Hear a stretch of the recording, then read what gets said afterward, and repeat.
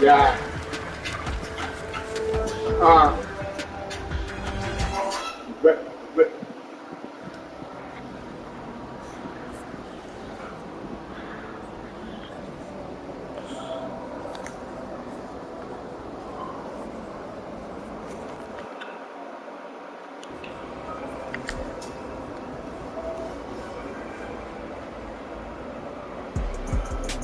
yeah.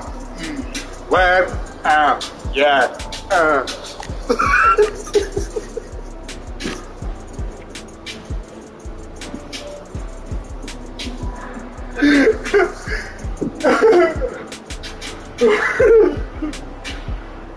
Well, fucking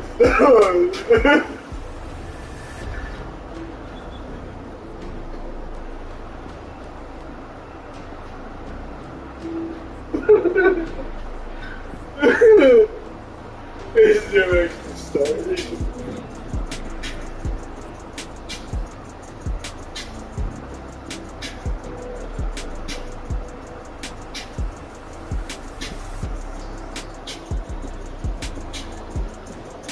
Yeah, what? Continue.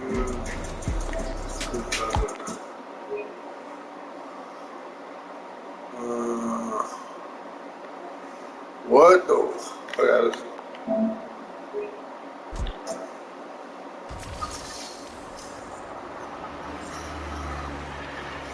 look, I'm Spider-Man. Let's switch. Let's switch. So, I remember I didn't unlock all of them. I had to do shit. Let me see.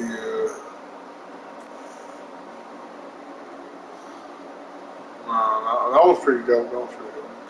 That was pretty dope. Oh, damn, that was pretty dope. It looks like Spawn. Spawn from like.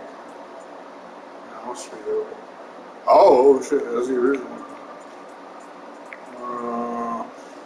That was from there. That sucks. The Spy, there's a lot of badass ones. Alright, how to get, let's see this one. Let's see how to get, let's see how to get this one. I almost been bored again. Let's see how to get this one. I want the yellow. I want the yellow. Complete the FNSM app. Okay. So let's do that.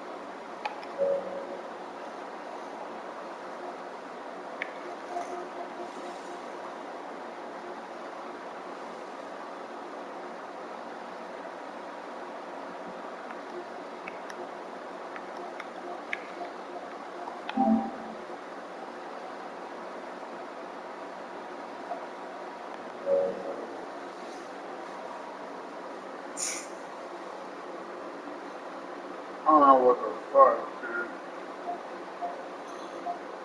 It's fine, I'm alright. So, stop at that cake. So, stop at the cake.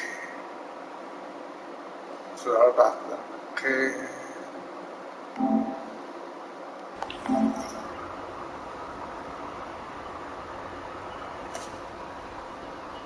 nation stand robbers? Good thing I'm nearby.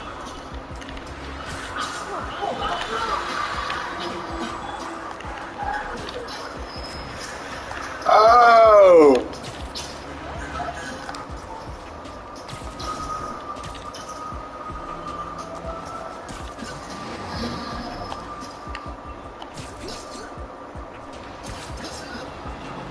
Seriously? You cannot rob donation stands, especially during the holidays.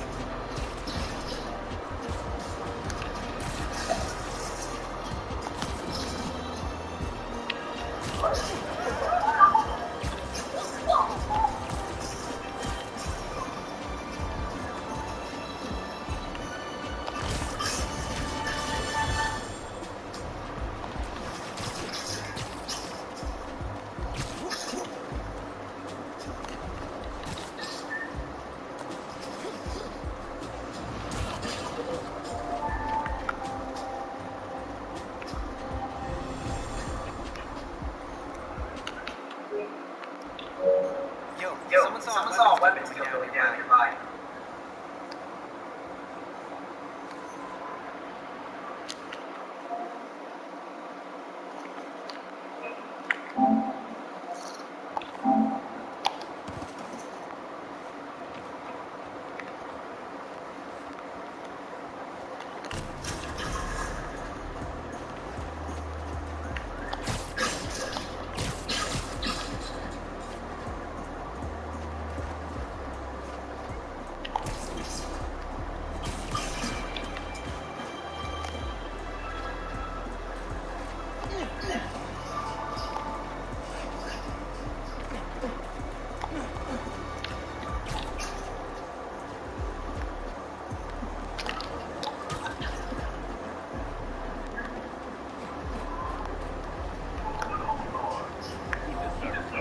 I'm sure that.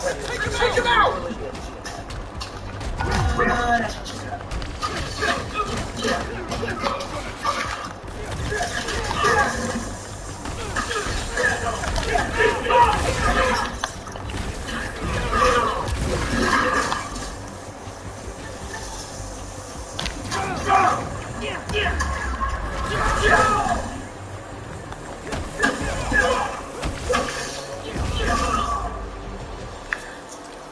And that's one more arm still stopped in progress. Good work, mate. Blah, blah, blah, blah, blah, blah, blah, blah, blah. Praktice, praktice.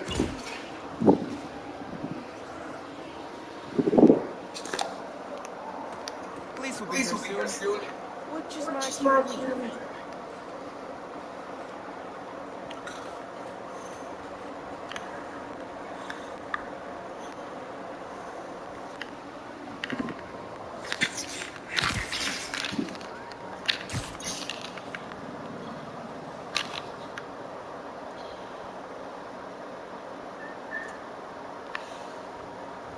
Spider Kitty.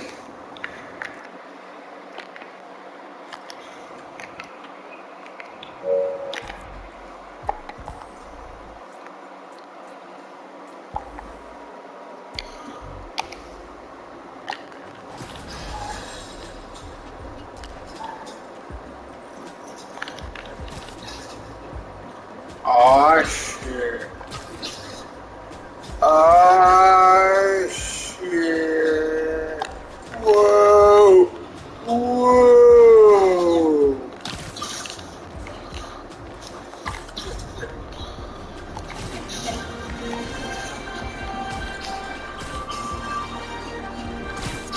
The underground is deciding that's more than FYI.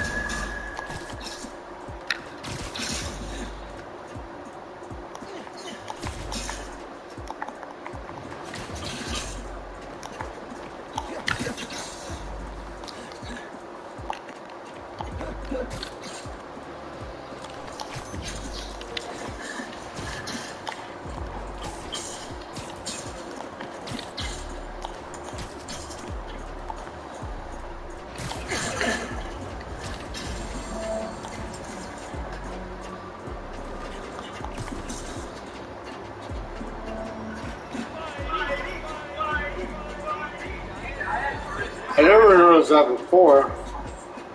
Was that there before? I don't think it was. I think they added this.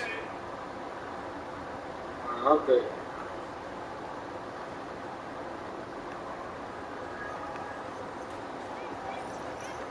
Hey, so, Spider-Man coming through. Since first fighting Spider-Man makes me wonder why they have powers. Is this really gonna be a close? See, What music do you listen to? I told Milo you were my boyfriend. I'm late for a meeting. Nice seeing ya. The fuck was that?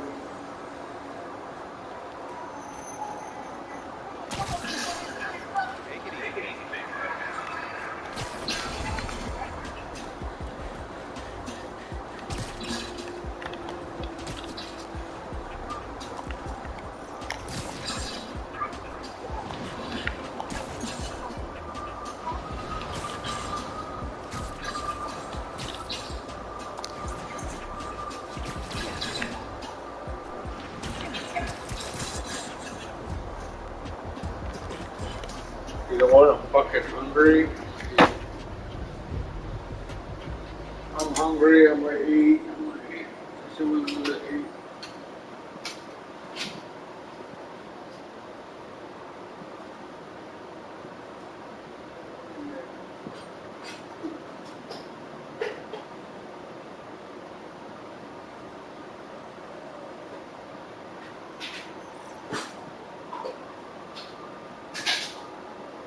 Got reports of the underground and box office shootout nearby.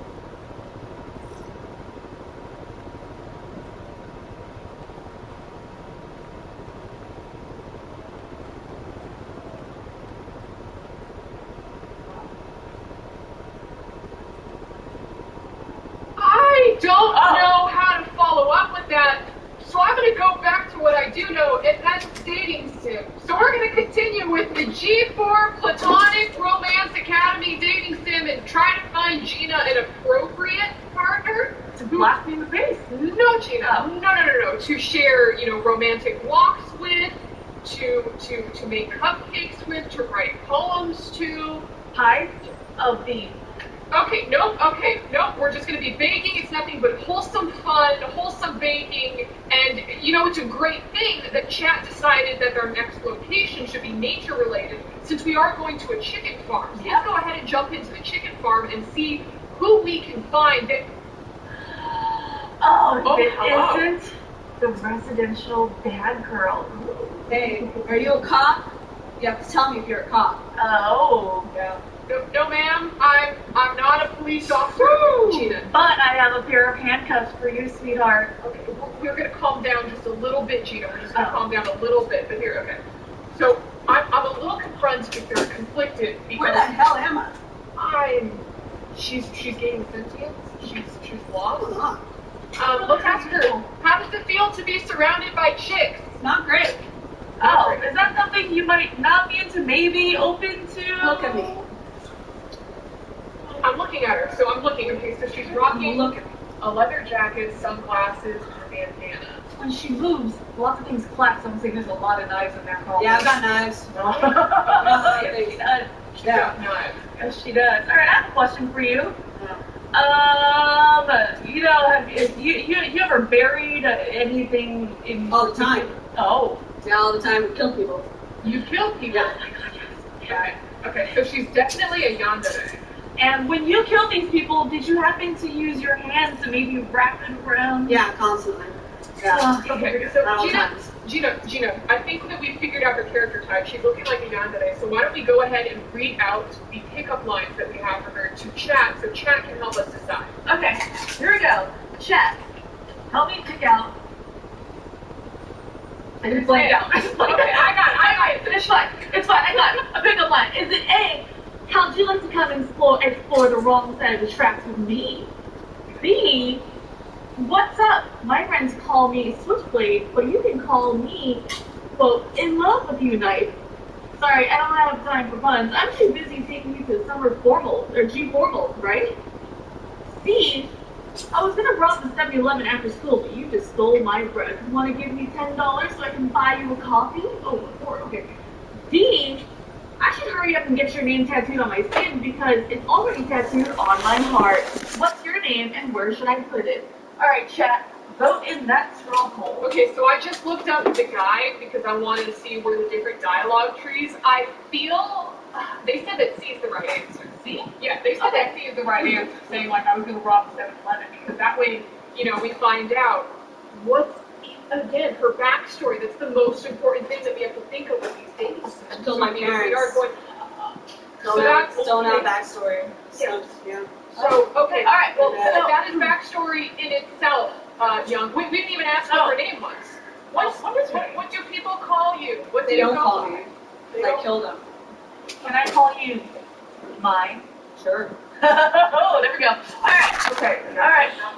Bad girl. Chat pick C.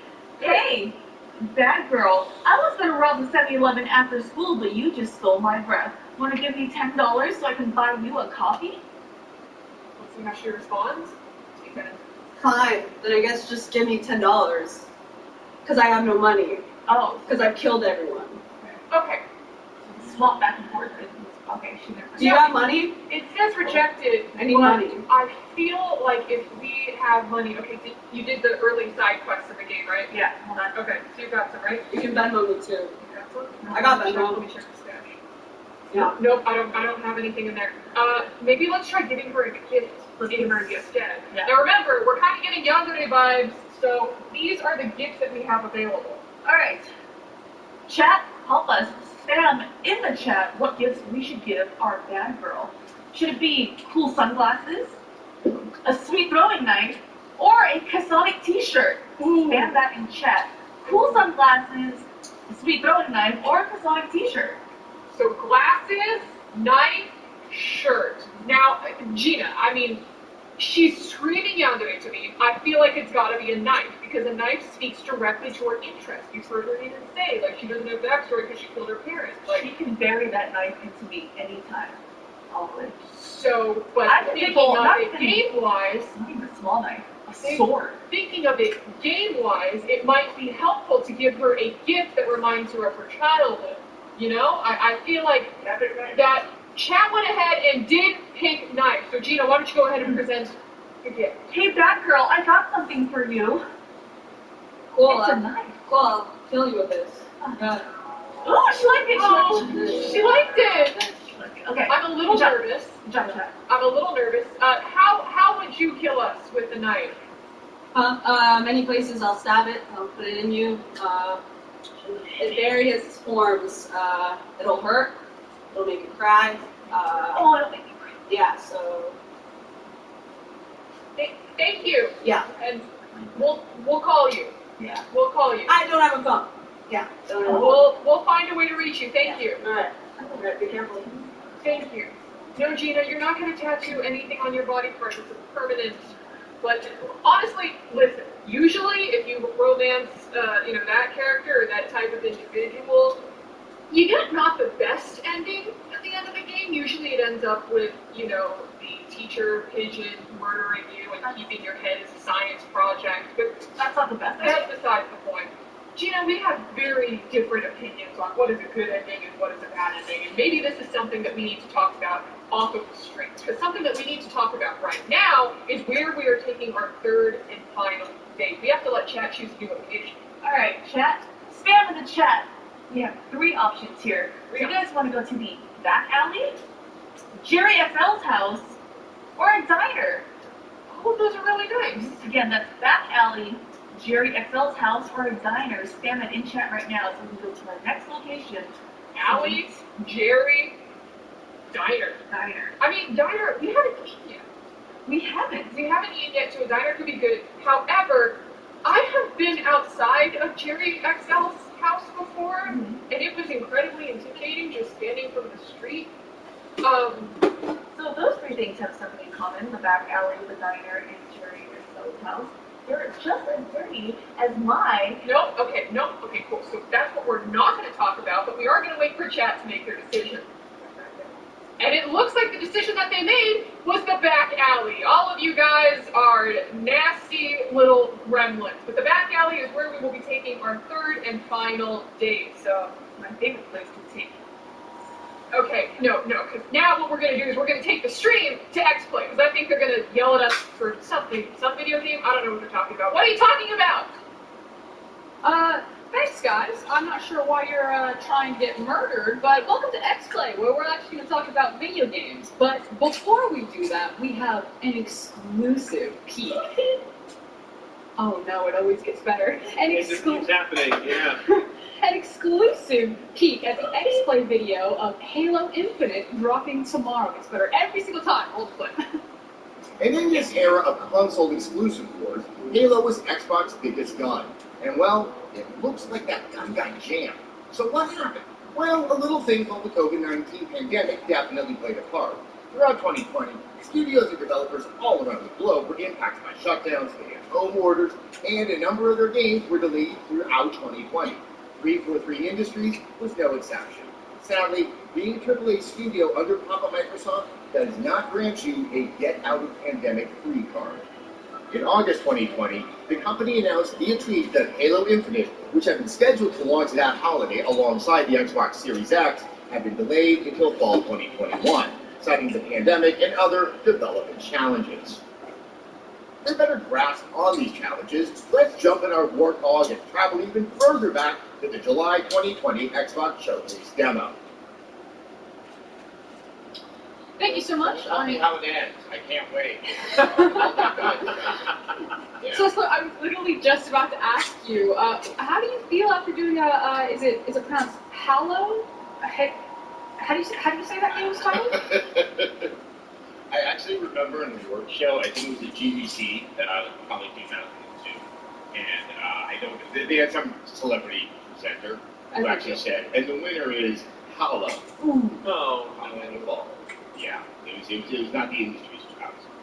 It is nasty. Now, while it is cool that we got to see the sneak preview of Halo Infinite, our talking points today are actually the fact that it's an Xbox exclusive, and talking about exclusive titles and kind of the relationship between publishers and developers, which usually is a pretty heated topic when it comes to consumers or gamers in general. There seems to be almost this like anti-corporation, screw the man, punk-esque thing that comes from the gamers. So I wanted to kick this off to you and Gerard about kind of pros and cons of why developers and publishers even have a relationship to begin with.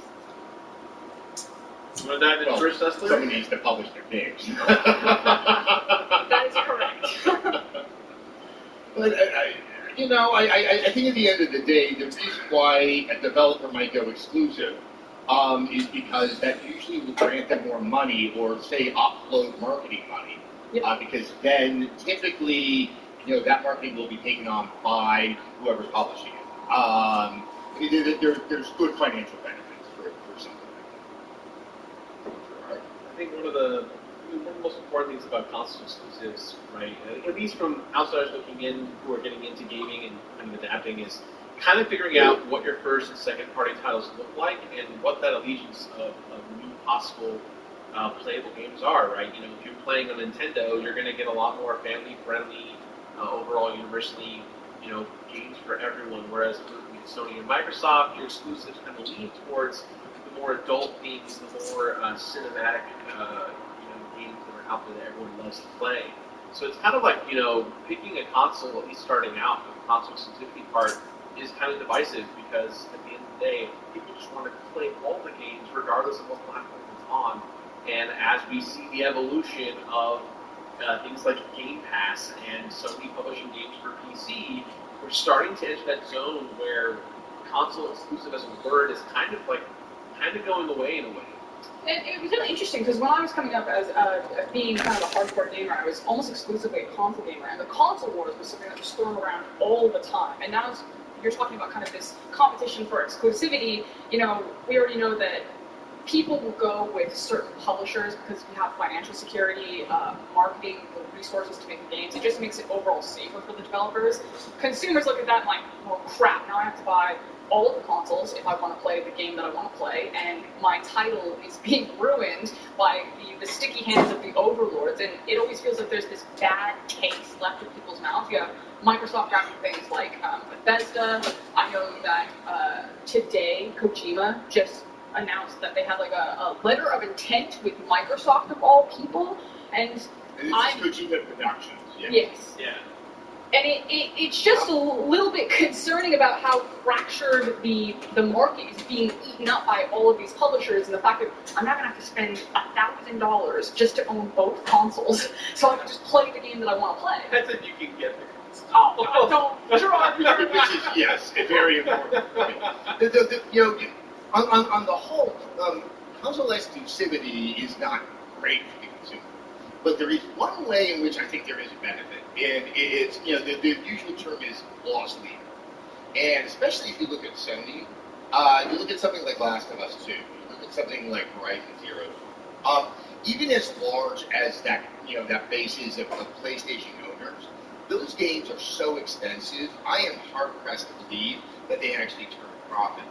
But because there are certain advantages to the console manufacturer to have these showcase games, it does get their brand out there, it does get people excited. They're willing to take a bath on the game, which is, but that game itself is, well beyond, I think, that you're going to get from most third-party publishers. And in that regard, for the chosen console you have, those exclusives are something that, are actually quite cool. And you wouldn't, if things were available everywhere, you probably would not get a game of that quality. There's also kind of the adaptations that publishers are able to bring to, especially indie games. And I know, Gerard, we were kind of kicking off this conversation. One of the ones that you really brought up initially was Minecraft. And I think that's kind of like the indie jewel. And, when Microsoft picked that up, it did bring things like the Minecraft store. Yeah, Minecraft store mods were actually integrated into the platform of Minecraft via Mojang systems now, and you know, I feel like out of all the acquisitions that have happened, I think the one that I'm like most comfortable with and happy with is Minecraft, just because this game obviously is for everyone, but it's really important to young kids and evolving minds. And you know, the fact you can play this on iOS or Android or PC or any of the consoles in between, you know, that to me just goes to show that yes, it's important that acquisitions like that do happen. In most cases, though, we do have kind of known bad actors, right, of EA, Blizzard, Activision, who kind of go the opposite route, where they let them try the thing first, and then the next thing you know, we're not happy with the franchises that we kind of come to love, and we're kind of swindled into this whole pre-order Game Pass, or not Game Pass, but Season Pass extension thing that we're all now kind of accustomed to. It's a part of our gaming culture. And Adam, I would kind And of I think that goes back to. no, No, go ahead. no, go. Oh, no, I was going to say, and I think that goes back to my earlier point that Microsoft and Sony, Nintendo's completely separate. Their economics, like, just are very different than the rest of the industry. Yes. But, you know, yeah, Microsoft and Sony are willing to indulge their developers and, you know, take a loss on some of those games. Whereas someone like EA and someone like Activision, they've got to turn a profit. They have investors that they have to keep happy.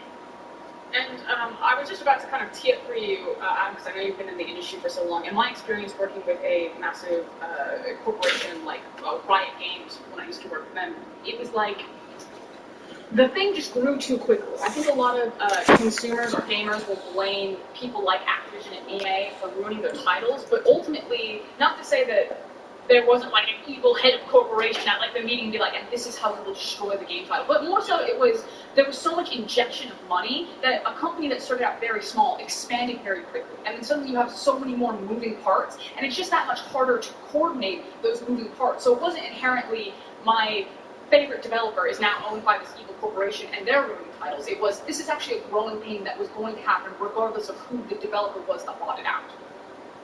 Thank you. Just corporations really aren't people. I don't care what the Supreme Court says. And I think of what the relationship is between the people making the games and the people in the head office. There are still very avaricious decisions that are made, but don't try to dramatize it like something you see on television or something that you see in anime. It tends to be a lot more muddled than that. And and I agree with you. When you have those massive injections of cash, or when you have like that massive buyout, also, and I don't know if this is what happened at Riot, you tend to get these very top-heavy organizations, and that's not great because then you have a bunch of people who need to make decisions to show that they're relevant, and all of that complicates things for the people who are actually in the trenches trying to put the code together and trying to make that game.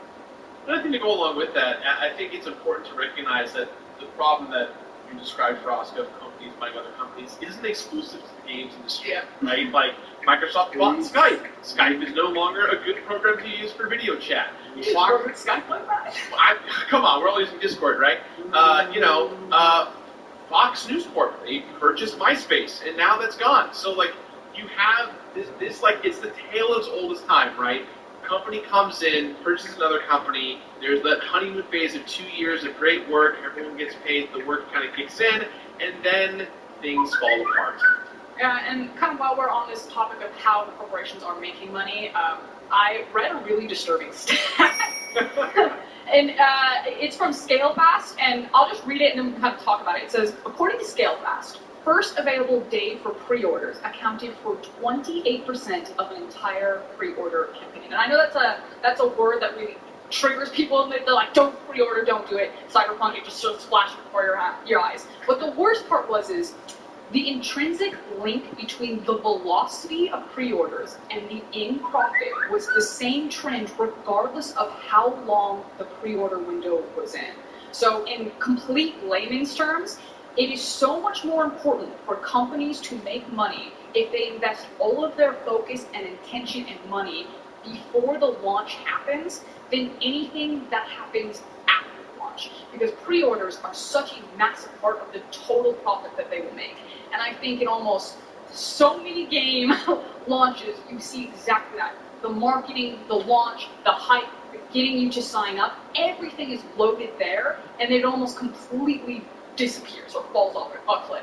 Oh Oh yeah, especially when it's make sure you buy the game at Walmart or Sam's Club or Target or Best Buy or Amazon because each one has their own individual versions with extra bonuses. And if you buy these two together, you might get a discount on your season pass. Like they really encourage that mentality of please spend your dollars early.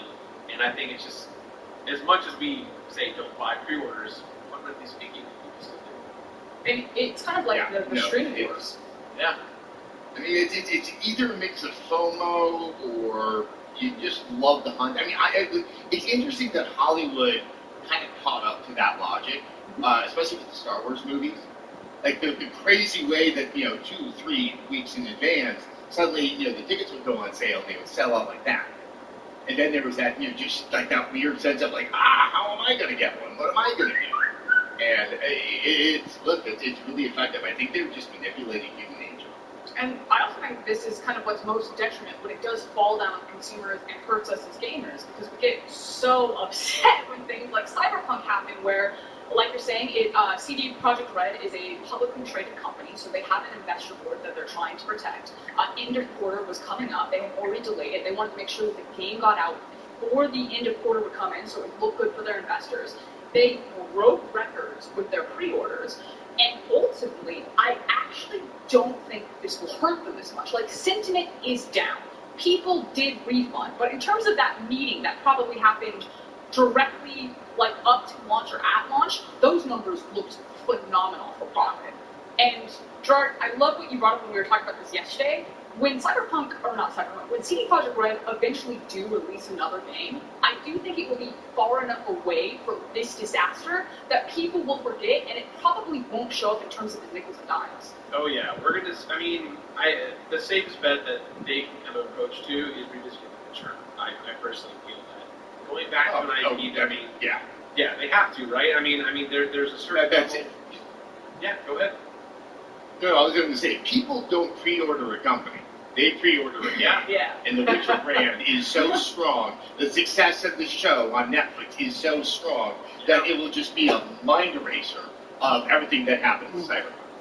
I think it's the thing that we forget about, and Adam, you said it earlier, that companies aren't our friends, they are people, right? We have to take that apart, but at the same time, the kind of gaming populace online, right?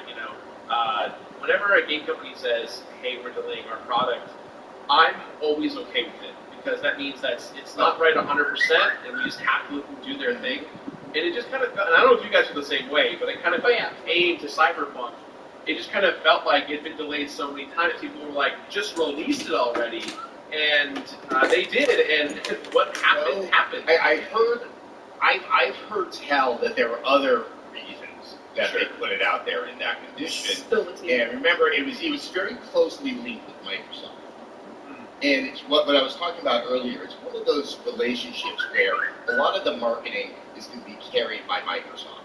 But there's probably a window that you have to release it in that they get the benefit of all those marketing dollars. Because you're spending all of that money. And they were clearly, if it was supposed to come out in spring and we're at December, I mean, the December release was always kind of a tip-off that, like, why are they taking this as close to the line of the holiday as we possibly can?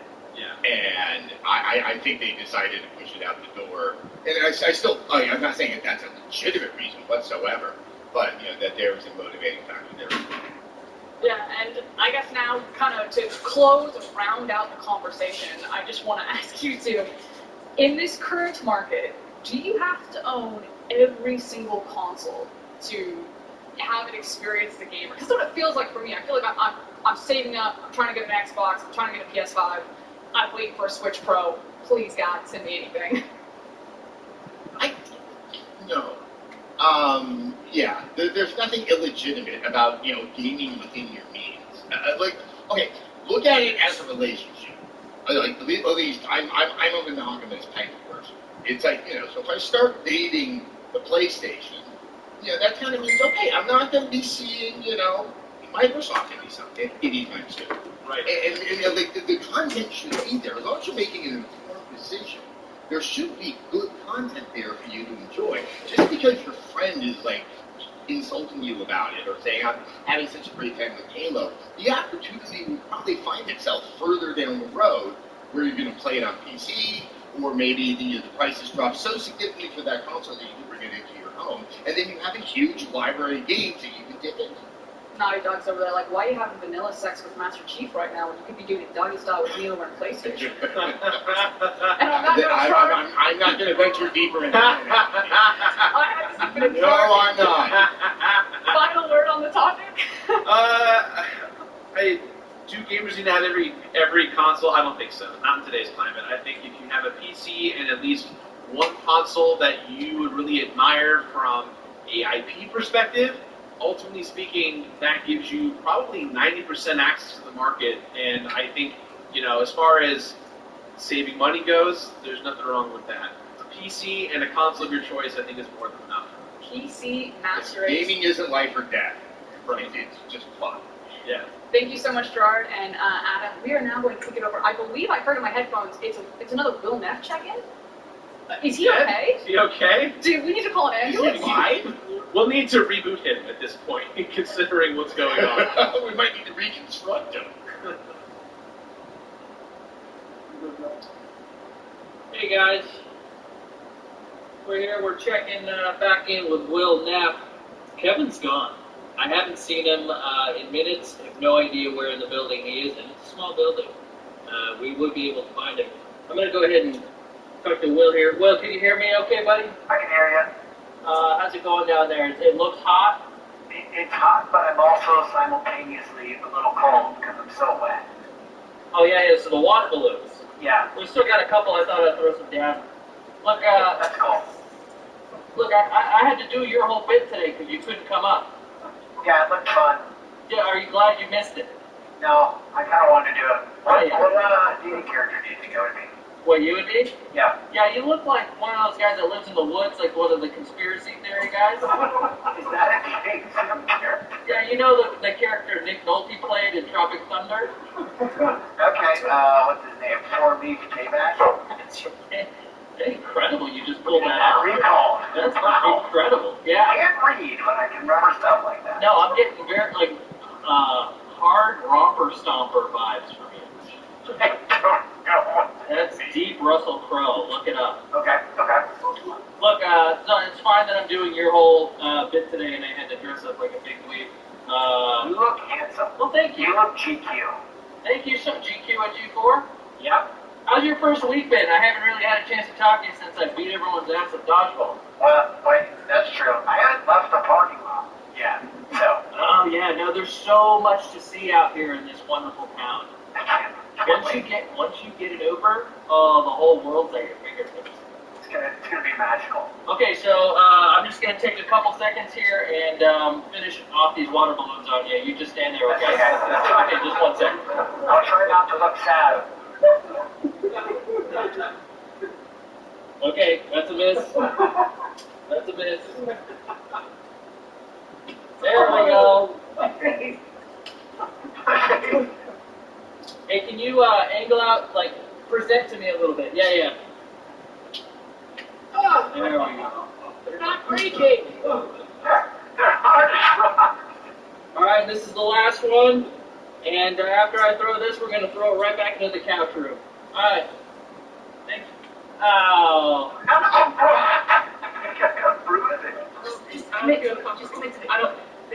They did not teach this to me in Fire Emblem 3 Houses. We just had tea, we told jokes, and took pictures. Just squeeze aside, drop it in the middle. Just I don't feel good about this at all. No, maybe can we hug instead? Can we just be friends? I feel like hugging and being friends is what we should be doing. Hi guys. Hi. I don't feel comfortable about anything. I'm not gonna do it, Sheena. I'm not gonna do it. I would much rather waltz into a dark and sketchy back alley and maybe look for a potential platonic partner there. So maybe that's exactly what we should be doing. Hey, ladies. Oh, that's what I'm talking about. It's me, apparently a creepy janitor type character. That's what I'm doing now. Yeah, that's And, my niece watches this on the YouTube, so I appreciate the bit y'all did right before that. I can't wait to have a conversation with her parents. Yeah, that's gonna be an angry text from the sister-in-law. Of course you would be Yeah. an uncle. Gina, I'm a little nervous because I don't think I've ever experienced this character type before. I've seen like the weird teachers, the stalker teachers, the yandere, the tsundere. This is the daddy ray. The sooner we get this bit over, the better it is for me. Just All a right. creepy janitor in an alley. Is there something stuck on his face? This is my manhood. Hey, janitor. I'm Italian now, and that's the one voice I can do. Hey, janitor, can you grip the base of that? No, we don't. Just a big shout out to, once again, my niece, who is watching the stream right now on YouTube. Love you, sweetheart, and someday I'll teach you all about this. He's a family man?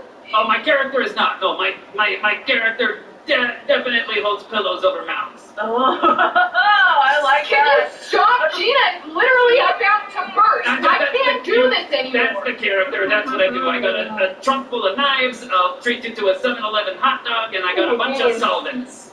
Okay, so right now we're kind of seeing our janitor as a combination of the first two that we've seen so far, and Gina's kind of losing her mind. I think, Gina, do you just want to try a pickup line on Yeah, Please let's do that. All right. Please release me from this sweet death. a pickup line? Hey, Chad, we're gonna put up a stronghold. Let me help me out here and vote on the best pickup line for the creepy janitor. Will it be A, the only thing that shines brighter than these polished floors is your smile? B, I came here to mop and to take someone on a date, and it looks like you already mopped. I'm not that either. C, you must be even better with a broom than I thought because you swept me off my feet. That's stupid. Or D, wow, I've never met someone who smelled so lemony fresh before. I literally passed out and no idea what was said. Chat, you can pick whatever you want, but it's not going to end well for you because his mustache is itching. I would sniff all these fumes. No, we're not sniffing anything. We're respecting people's It's a broom, by the way. And it's a broom, so he's sweeping out the trash. Why don't we ask him a little bit about his line of work, right? Janitor, what mess are you cleaning up right now? Right now, my own career, internally, that's what I'm thinking about, is how I could sweep this bit, and most of my life under the rug. I didn't know it ended like this. The roller coaster ride on the way up is very fun, but on the way out, I don't think I'm getting the souvenir photo on this one. But my character is a janitor, so I clean up all the pee and poo. I'll give you something to clean up, janitor. What did you want to be when you grew up, janitor? Something my parents would be proud of. But now I just got a lot of keys. Keys to maybe like a... Potentially the key to our